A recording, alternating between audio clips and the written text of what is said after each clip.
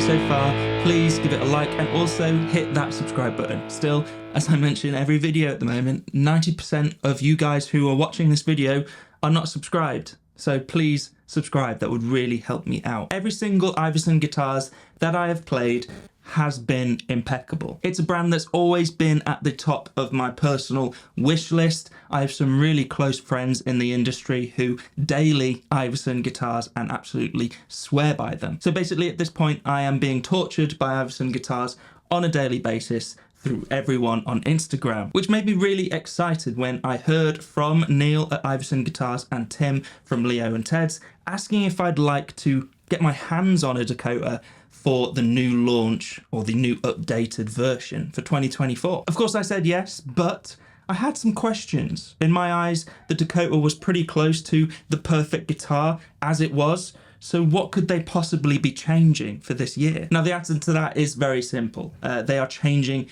very, very little. It's still the same amazing Ivison Dakota, but there is one kind of major change that I think is more a step for Ivison as a company and as a brand, and it's really exciting. We'll get onto that shortly. But the construction of these new Dakotas is the same as pretty much since the inception of this guitar, and I think the design of this guitar is one of the best designs that you can buy at the moment. The part Les Paul Jr. vibe, the part Firebird, that combination is just genius. Two guitars that you wouldn't think come together, but make this beautiful, beautiful thing. And so recognizable now as an Ivison. I think what I'm trying to say is that it just oozes cool.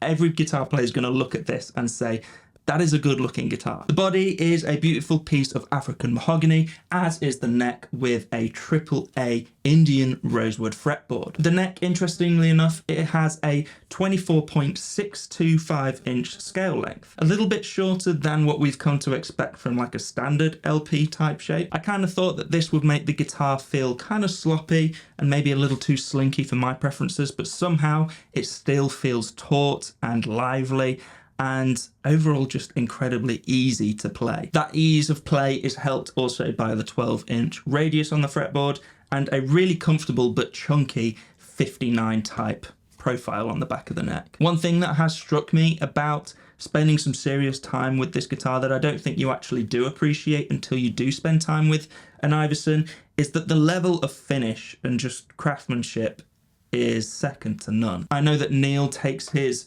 neck joints, for example, very, very seriously, and you can rest assured that the neck fits super snugly into the pocket, so it's making good contact with the bodywood. So you get good transfer of tone and resonance all the way up the back of the neck and the headstock. You can feel it ringing in your left hand as you play and against your body as well. And speaking of the finish, it is this beautiful, lightly aged and kind of green Pelham blue. In my opinion, Neil does the best Pelham blue. Okay, so all of this has kind of been the same stuff that we've come to recognize from Dakotas and Ivison guitars up until this point. So what has changed? Well, the one thing left to talk about are the pickups, and they're the thing that has changed.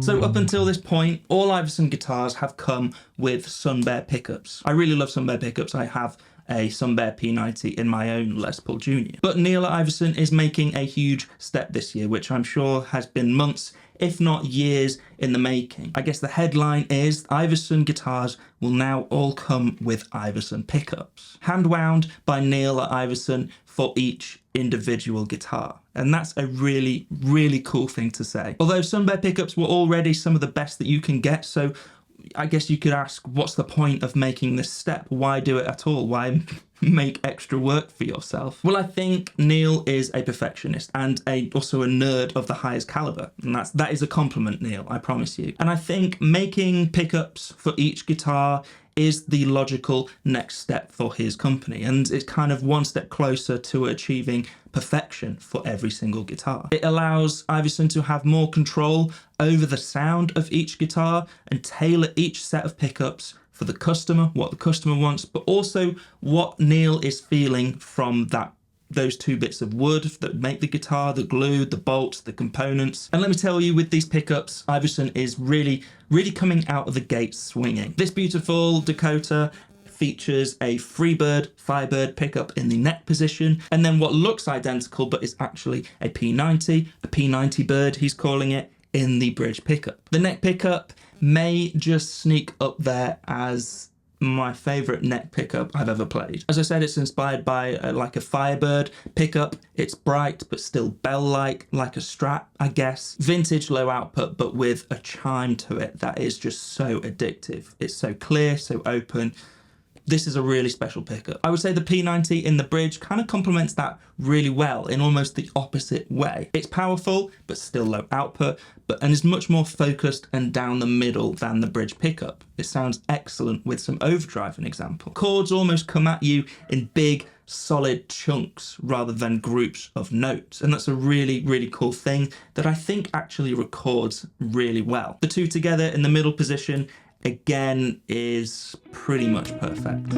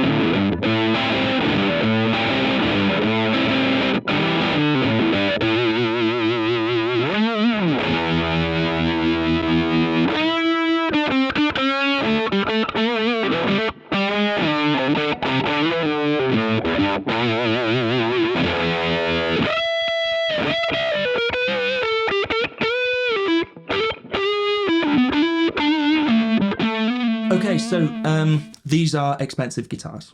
There's no kind of beating around the bush. These are going to set you back a few pennies, shall we say. I believe currently there are only 2 Dakotas with the new pickups in. One is this one, and the other one is currently on tour with Sheryl Crow's guitarist, Audley Freed, who is absolutely loving his and playing it on stages all over the world, and has actually just ordered a second one. And then this one is going to go back to Tim at Leo and Ted's, and I believe it's going to go straight into the hands of Kiefer Sutherland, of all people. As you can tell, there's a real buzz around Ivison guitars at the moment, and I'm really excited to sort of be along for the ride. I really respect what Neil and Ivison are doing at the moment, and the in-house pickups kind of was just the logical next step for the brand as a whole, I think, and it has been executed absolutely flawlessly.